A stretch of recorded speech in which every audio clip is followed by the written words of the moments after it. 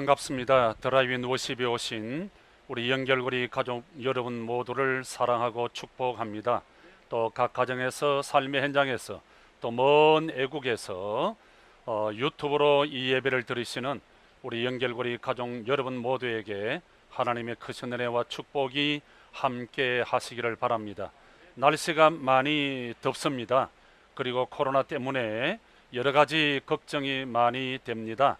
날씨가 덥지만 코로나 때문에 여러 가지 어려움들이 많이 있지만 우리가 이 예배를 중단할 수 없습니다. 또 하나님께서 우리에게 안전한 이 예배를 드릴 수 있는 드라이브인 워십으로 우리가 예배할 수 있어서 얼마나 감사한지 모릅니다.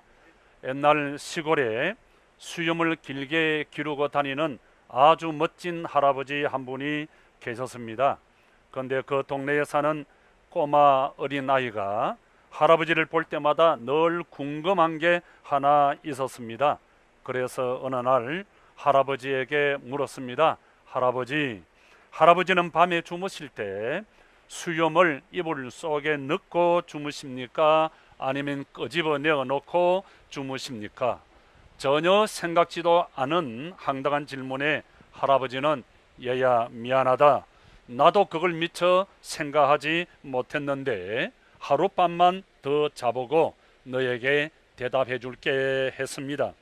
그날 밤 할아버지는 수염을 붙들고 씨름을 합니다. 수염을 이불 속에 넣으면 답답해서 미칠 것 같고 끄집어내 놓으면 쓸쓸하고 무려 30년을 넘게 길게 달고 다닌 수염인데 이불 속에 있었는지 이불 바깥에 내어놓고 잤는지 내가 통 알 수가 없습니다. 이 이야기는 15년 전에 딸의 병이 신앙을 통해 치유되는 과정을 보면서 하나님 앞에 무릎을 꿇고 예수를 믿고 세례를 받은 대한민국을 대표하는 지성이라 불리우는 여령 교수님의 책에 나오는 이야기입니다. 저자가 이 이야기를 통해서 하고 싶은 이야기는 간단합니다.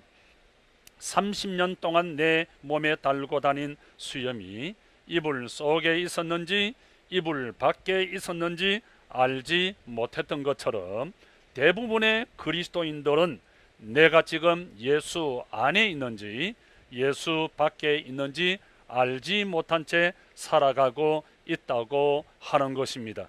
내가 지금 엔 크리스도 진리 안에 있는지 진리 밖에 있는지 알지 못한 채 살아가고 있다고 하는 것입니다. 강력한 말씀 선포로 이 시대의 선지자로 불렸던 에이더 윌슨 토저 박사, 그는 미국 동부 펜실베니아 작은 농장에서 태어났는데요. 그는 평생 성령의 능력으로 교회와 크리스찬의 삶의 교흑이라고 하는 주제에 관한 책들을 70여 권 이상 쓰는 아주 놀라운 일들을 해내었습니다. 그는 아주 의미 있는 이야기를 합니다. 오늘 교회에서 성령님이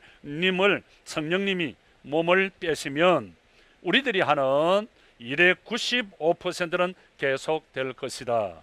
그리고 아무도 무슨 변화가 일어났는지 눈치채지 못할 것이다. 그러나 초대 교회에서 성령을 제시킨다면 그들이 하는 일의 95%는 중단될 것이다.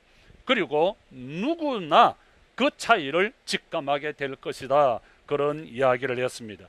도저 박사의 지적은 오늘 현대 교회의 모습을 아주 정확하게 보여준다 할 수 있습니다. 여러분이 잘 아시는 대로 초대 교회는 성령의 인도와 다스림 역사 가운데서 존재했습니다. 그들은 성령의 충만함으로 예배를 드렸고요, 찬양하고 기도했고요, 주어진 모든 사역들을 성령의 힘으로 성령의 능력으로 감당했습니다.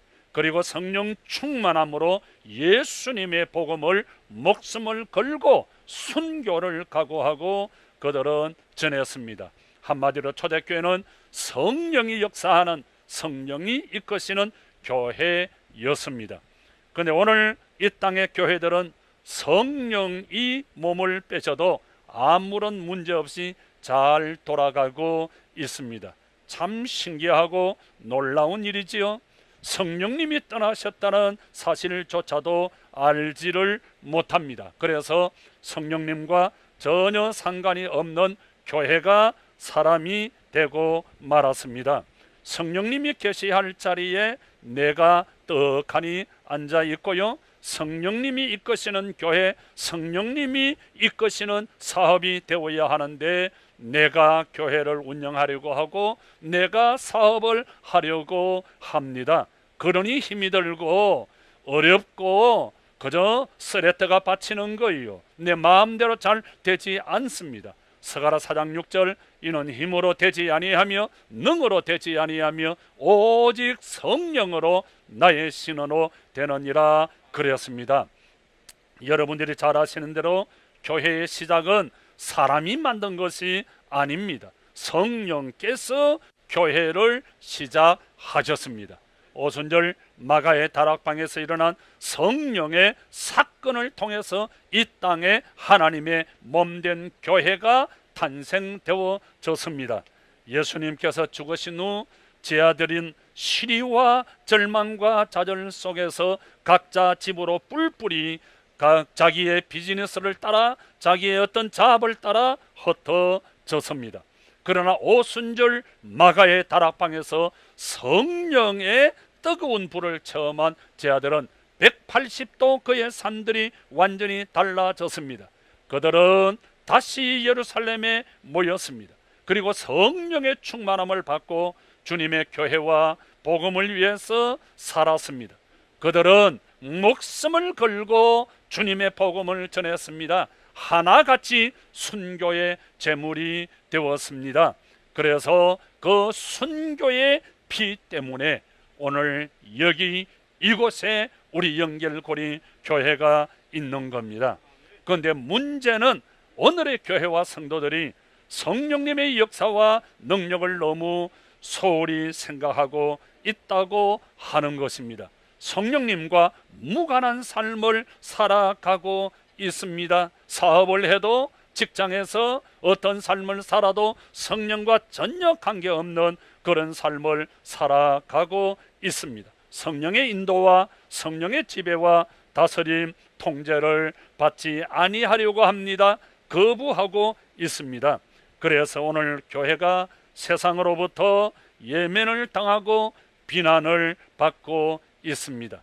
성령의 능력을 의지하지 않기 때문에 그런 겁니다. 여러분, 우리가 이런저런 이야기들을 많이 하지만 성령의 능력을 의지하지 아니하기 때문에 교회가 세상으로부터 예면을 당하고 비난을 받고 욕을 듣고 있는 것입니다. 그래서 힘이 없습니다. 무기력합니다. 아무런 영향력이 없습니다. 그래서 교회가 시끄럽고요, 문제가 많고 하나님의 나라를 이루지 못하고 있는 것입니다. 여러분들이 잘 아시는 대로 지금 우리 한국교회는 대단히 어려운 가운데 놓여 있습니다. 국민들은 사분오열 나누어져 있고요, 교회는 코로나 바이러스 때문에 모일 수 없는 행편이 되어버렸고요, 예배를 드리고 교제할 수 없어요. 우리가 마음껏 전도할 수 없는 그런 안타까운 현실을 맞이했습니다. 교회에 대한 사회의 인식이 대단히 부정적이고 내일의 주인공들인 젊은이들이 교회를 떠나고 있는 안타까운 실정입니다. 주일학교가 아이들이 없어지고 있다고 합니다. 한국교회는 지금 심각한 위기를 당하고 있습니다. 여러분, 이럴 때 우리는 어떻게 해야 합니까? 다들 위기라고 하니까, 다들 어렵다고 하니까 그냥 가만히 앉아 있어야 합니까? 그냥 세상이 흘러가는 대로 떠내려 갈까요? 예배 드리지 말라고 하니까 예배 드리지 말까요? 여러분, 우리는 이럴 때 잠자고 있는, 우리 안에 잠자고 있는 거인을 깨워야 합니다. 성령을 깨워야 할 때라는 생각을 가져야 합니다. 위기는 곧 기회입니다. 하나님이 주시는 축복의 기회인 것입니다. 여러분, 우리가 주님을 따라가는 마대타의 제자가 되기 위해서는 무엇보다 성령의 능력을 의지하고 회복해야 하는 것입니다. 여러분, 우리 교회는 생태공원에서 옥탑방에서 시작이 되어졌습니다. 우리가 생태공원에서 옥탑방에서 새벽마다 울면서 처음 교회를 시작할 때, 기도할 때 성령님께서 우리에게 주신 미션이 있습니다. 그것은 마태복음 9장 35절의 말씀, 예수는 그리스도라 가르치고 전하고 치유하는 교회가 되라고 하는 것입니다. 어떻게 하면 예수를 그리스도라 가르치고 전하고 치유하는 공동체, 우리 연결고리가 될 수가 있지요? 그러기 위해서는 무엇보다 우리는 성령의 능력을 의지해야 합니다. 성령의 능력을 회복해야 합니다. 성령의 기름 부으심과 충만함을 받는 길밖에 없습니다. 오늘 본문은 사도 바울이 갈라디아 교회를 위해서 쓴 편지로 전후반부로 나누어져 있습니다. 전반부에서 사도 바울은 오직 믿음으로 말미암아 얻는 구원에 대해서 강조를 하고 있고, 후반부에서는 복음 안에서 자유함을 얻은 자들이 어떻게 살아갈 것인가 하는 것을 가르쳐 주고 있습니다. 복음 안에 있으니, 복음을 통해서 자유를 얻었으니 더 이상 육체의 종노릇을 하는데 이 자유를 사용하지 말고 이 자유를 사랑으로 종노릇 하는데 사용하라고 말씀하고 있습니다. 그러면서 오늘 본문의 말씀을 들려주시는데, 오늘 본문의 핵심은 성령을 따라 행하라 하는 것입니다. 여러분, 우리가 어떻게 하면 성령을 따라 살아갈 수 있을까요? 그 비결이 뭘까요?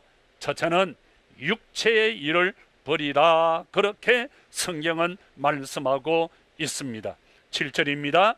육체의 일은 성령을 거스리고 성령의 일은 육체를 거스리나니 이 둘이 서로 대적하므로 너희가 원하는 것을 하지 못하게 한다 그랬습니다. 여러분, 육체의 일이 무엇이지요? 육체는 크게 두 가지로 나눌 수 있습니다. 하나는 하나님이 우리에게 주신 자연인으로서의 신체인 이 육체의 몸이 바로 육체라고 하는 것입니다. 그런데 여러분, 우리의 몸이 대단히 중요하지요? 왜 우리 몸이 귀하고 중요합니까? 우리가 잘 아는 대로 우리 몸은 영과 육으로 되어 있습니다. 하나님께서 사람의 모양을 흙으로 만드시고 그 코에 생기를 불어넣으니 생명 사람이 되었다. 창세기에 그렇게 말씀했습니다. 여러분, 죽음이라고 하는 것은 영과 육의 분리를 말하는 것입니다. 육은 흙으로 왔으니 흙으로 가는 것이고, 영은 하나님으로부터 왔으니 하나님께로 가는 겁니다. 그래서 사람이 죽을 때 소천하셨다, 하나님께서 부르셨다, 그렇게 말하는 것입니다. 여러분, 왜 우리의 육이 귀한 거예요? 영이 귀하기 때문에 육이 귀한 거예요. 영이 떠나면 육은 흙으로 왔으니 흙으로 가는 거예요. 육이 무너지면 영도 떠나는 거예요. 우리 안에 영이 있기 때문에 이 육체 안에 하나님의 영이 거하기 때문에 우리의 육이 귀한 겁니다. 그래서 우리 성도의 몸은 하나님께서 거하시는 성전입니다. 그래서 우리는 이 몸을, 육체를 귀하게 여겨야 하고 깨끗이 유지해야 하고 건강을 유지해야 합니다. 술로, 담배로, 마약으로 내 몸을 혹사시키고 괴롭히고 병들게 하고 학대시키면 아니 되는 거예요. 다른 하나는, 육체라고 하는 말은 하나님을 대적하는 죄에 빠진 인간의 본성을 일컬어 우리는 육체라 그렇게 말합니다. 오늘 본문을 보면 사럭스 하는 헬라어 단어를 썼습니다. 이 단어는 살점, 육체, 몸이라고 하는 그런 단어인 것입니다. 여러분들이 잘 아시는 대로 우리 인간은 하나님의 형상으로 지음을 받았습니다. 하나님과 교제할 수 있도록 하나님께 예배드리고 하나님을 찬양하고 기도할 수 있도록, 그리고 하나님이 주신 에덴 기쁨의 행복의 동산에서 하나님과 함께 축복된 삶을, 행복한 삶을 누릴 수 있도록 하나님이 하나님의 형상으로 우리를 만들어 주었어요. 우리가 그렇게 예배하고 하나님과 교제하고 축복된 행복한 삶을 살아갈 때 하나님 보시기에 좋았더라가 되는 거예요. 근데 악한 원수 마귀가 저 사람 아담과 하와를 유혹했습니다. 선악을 알게 하는 나무의 열매를 먹지 말라 했는데 하나님의 그 명령에 불순종했습니다. 여러분, 왜 불순종했나요? 보암직하고 먹음직하고 지혜롭게 할 만큼 탐스러웠기 때문입니다. 그래서 하와가 먹고 너무 맛있어서 자기 남편에게 아담에게 갖다 주었습니다. 아담이 하와가 주는 것을 받아 먹고 너무 맛있고 좋아서 입이 떡 벌어지고 눈이 뒤집어지면서 세상에 이렇게 맛있는 걸 어디 두었다 이제 나에게 주느냐고 너무너무 맛있어서 뒤로 벌러덩 나다빠집니다. 어찌할 줄을 모릅니다. 그래서 여러분, 요즘 오늘 사람들은 먹고 마시는 것에 목숨을 겁니다. 먹기 위해서 살아갑니다. 눈에 보이는 것에 목숨을 겁니다. 명예를 위해서, 권력을 위해서, 인기를 위해서, 돈을 위해서 목숨을 겁니다. 눈이 뒤집어집니다. 입을 벌립니다.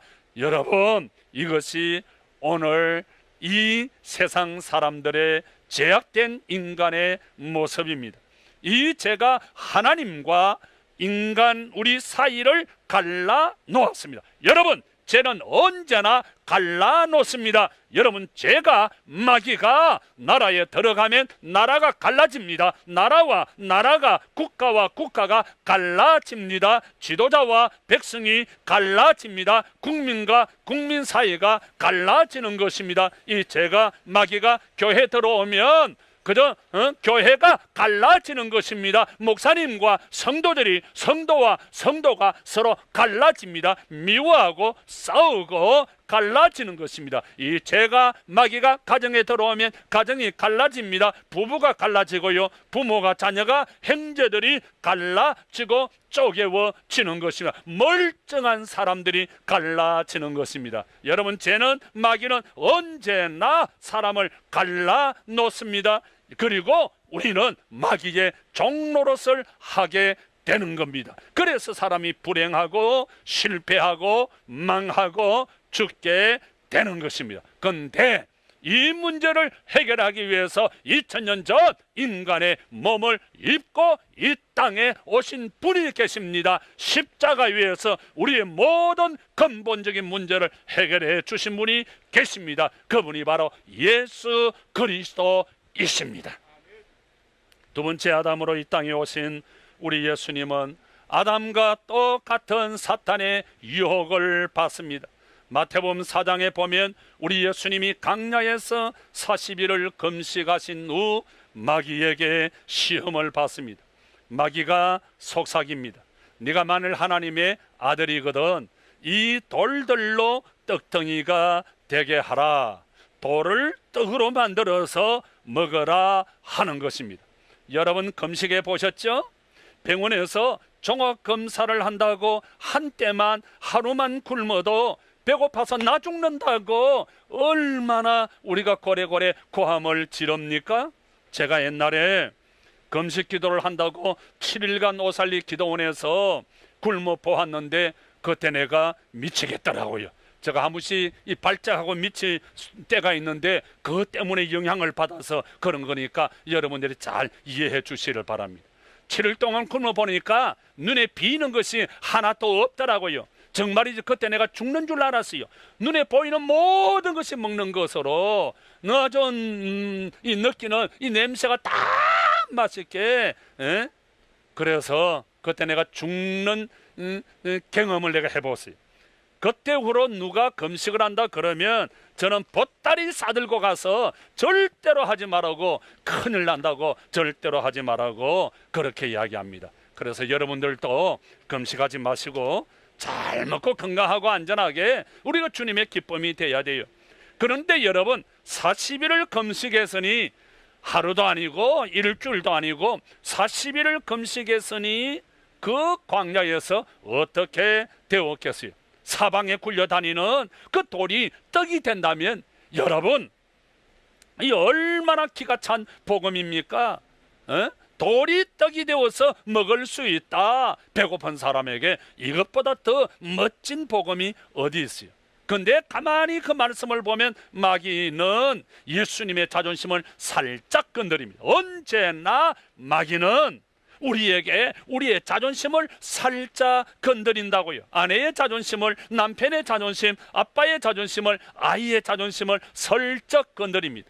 어떻게 합니까? 네가 만약 하나님의 아들이거든, 이 돌을 떡으로, 네가 만일 하나님의 아들이거든, 네가 하나님의 아들이라고? 그러면 이거 못할 것 없지. 할 수 있잖아. 이 돌을 떡으로 만드는 것은 아주 쉬운 일이야. 자존심을 건드립니다. 폭발할 수 있습니다. 근데 우리 예수님은 단호하게 거절합니다. 마태복음 4장 4절, 이놈아, 사람이 떡으로 사는 것이 아니야. 떡으로 사는 것이 아니야. 하나님의 입으로 나오는 말씀으로 말미암아 살아야 돼. 사랑하는 성도 여러분, 오늘도 사람들은 이 먹는 것 때문에 시험을 받습니다. 여러분, 정치꾼들이, 사람들이 왜 싸워요? 밥그릇 싸움이잖아요. 먹는 싸움이잖아요. 먹음직한 유혹입니다. 첫 번째, 이 시험에서 일패한 마귀는 예수님을 성령 꼭대기에 데리고 가서 뛰어내리라고 합니다. 자, 여러분, 뭐라고 말합니까? 뛰어내리면 네가 만일 하나님의 아들이거든 뛰어내릴 수 있어. 무슨 말이에요? 여러분, 네가 많이 뛰어내리면 천사들이, 하나님이 천사를 보내어서 아주 사뿐히 많은 사람들이 보는 앞에서 너를 그렇게 받아준다는 거예요. 아주 멋진 보암직한 유혹입니다. 여러분, 오늘도 사람들은 폼 잡고 살아보려고 합니다. 좋은 집에서 좋은 차를 타고 다니면서 좋은 음식을 먹으면서 좋은 옷을 입고 다니면서 폼나게 멋지게 살아보려고 합니다. 그래서 여러분, 서울 쪽에 가면 그저 폼 잡다가 가랭이 찢어진 사람이 한둘이 아니라고요. 사람들이 다 찢어진 옷을 입고 다니잖아요. 폼 잡고 다니다가 옷이 찢어진 거예요. 자, 그때 우리 예수님은 이놈아, 나를 시험하지 말라, 저리 가라, 그렇게 말씀하십니다. 이전 입회한 악한 원수 마귀는 물러가야 되는데 물러가지 않고, 그래도 포기하지 않고 마지막 3번 히든 카드를 예수님께 냅니다. 높은 산에 올라가서 천하 만국의 영광을 다 보여주면서 나에게 엎드려 절하면 이 모든 천하 만국을 너에게 주겠다 그럽니다. 여러분, 산꼭대기입니다. 아무도 보는 사람이 없습니다. 그냥 한번 절하면 됩니다. 어려운 일 아니에요. 그러나 우리 예수님은 단호하게, 이놈아, 오직 하나님만 섬기고 경배하며 살아야 돼. 지혜롭게 할 만큼 탐스러운 유혹을 물리치십니다. 사랑하는 성도 여러분, 오늘 많은 사람들이 여기에서 무너지고 있습니다. 하나님을 경배하고 섬겨야 할 자리에 이 돈을 올려놓고, 자기의 명예를 올려놓고, 자기의 인기와 자기의 재산을 올려놓습니다. 이것이 바로 오늘의 우상 숭배입니다. 여러분, 첫 번째 아담은 사탄의 시험을 이기지 못했습니다. 그 결과 죄가 세상에 들어왔고 모든 사람이 죄 때문에 죽게 되었습니다. 그러나 두 번째 아담이신 예수님은 하나님의 말씀으로 사탄을 물리치시고 승리하였습니다. 죽기까지 십자가에서 복종하심으로 하나님의 뜻을 이루어 주었습니다. 우리가 져야 할 죄와 저주와 사망의 그 문제를 온몸으로 십자가를 지시고 다 해결해 주셨습니다. 누구든지 예수를 구주로 믿으면 하나님의 자녀가 되는 권세를 주었습니다.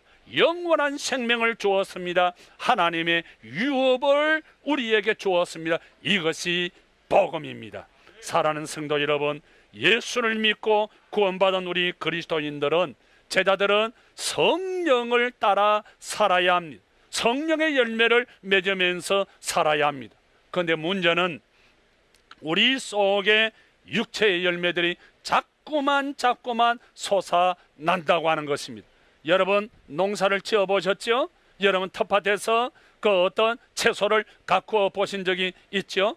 참 신기해요. 채소는 씨를 뿌리지 아니하고 가꾸지도 아니한데 잘 자라요. 똑같습니다.